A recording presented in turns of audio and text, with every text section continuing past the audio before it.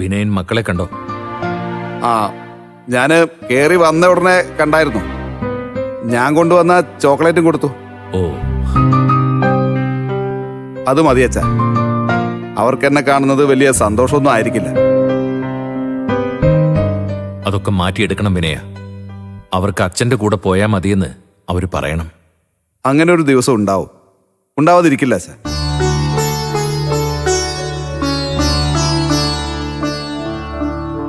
ഇപ്പൊ ഞാൻ എൻ്റെ തെറ്റുകൾ മനസ്സിലാക്കി തുടങ്ങിയിട്ടേ ഉള്ളൂ. ഇനി പ്രായശ്ചിത്തം ചെയ്ത് തുടങ്ങണം.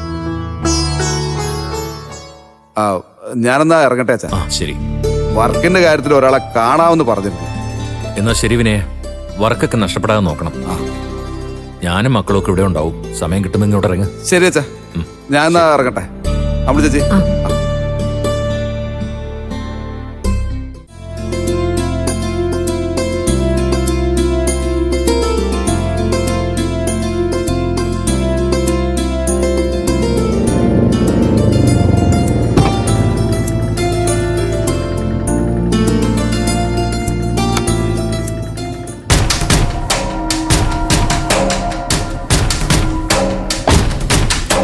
ചേട്ടാ എത്രയായി?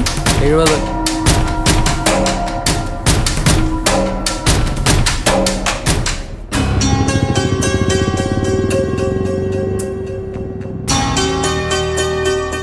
ആ വിനയ, എപ്പ വന്നു? കുറച്ചു നേരമായി അനു. ആ അനു പുറത്തു പോയിരിക്കുകയാണെന്ന് അച്ഛൻ പറഞ്ഞു.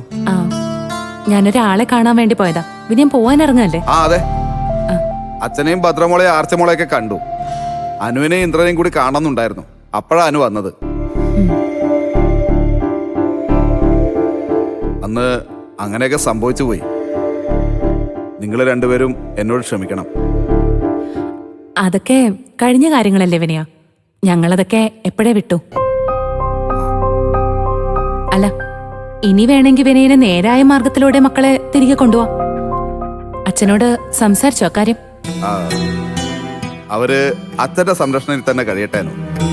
ഞാന് അവർക്ക് വേണ്ട കാര്യങ്ങളൊക്കെ ചെയ്തോളാം. ഇപ്പൊ അച്ഛനും അതാണ് സന്തോഷം. അല്ല, അച്ഛന്റെ സന്തോഷം മാത്രം നോക്കണ്ട. വിനയന്റെ ഉള്ളില് ഉറച്ചൊരു തീരുമാനം ഉണ്ടാവണം. അല്ലാതെ ചിലപ്പം നാളെ ആരെങ്കിലും എന്തെങ്കിലും പറയുന്ന കേട്ട് വിനയം വന്ന് മക്കളെ ബലമായിട്ട് കൊണ്ടുപോയാലേ അതച്ഛനെ കൂടുതൽ വിഷമിപ്പിക്കുകയും ചെയ്യും.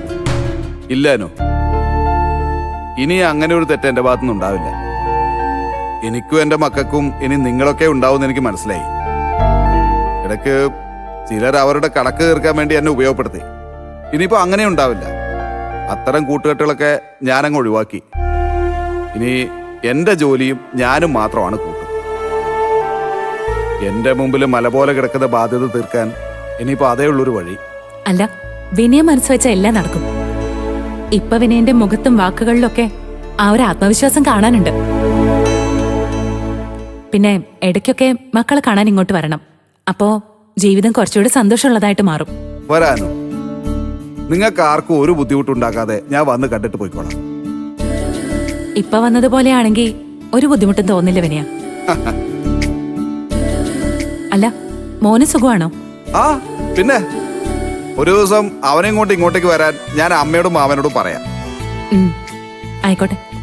എന്നാ പിന്നെ ഞാൻ പോയിക്കോട്ടെ. ആ,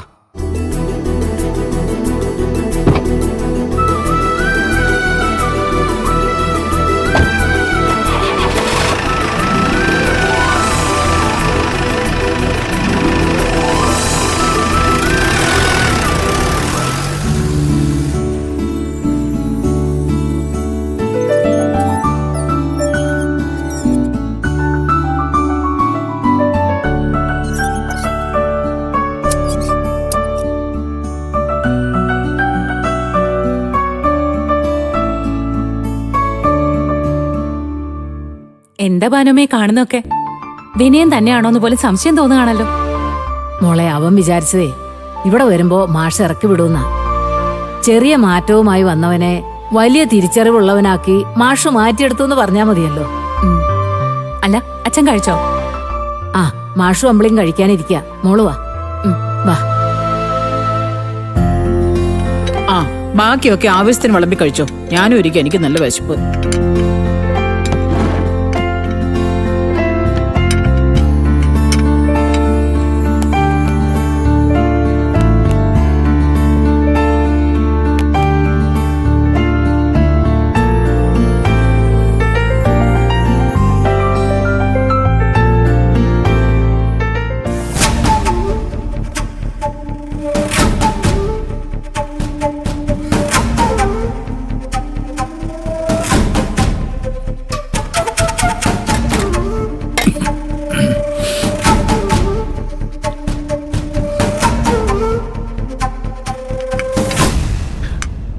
അമ്മ എന്താ കഴിക്കാതിരിക്കുന്നത്?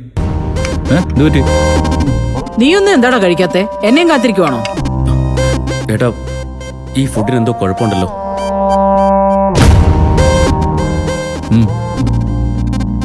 വായിൽ വെക്കാൻ പറ്റാത്ത എരിവ് ഉപ്പുവാ.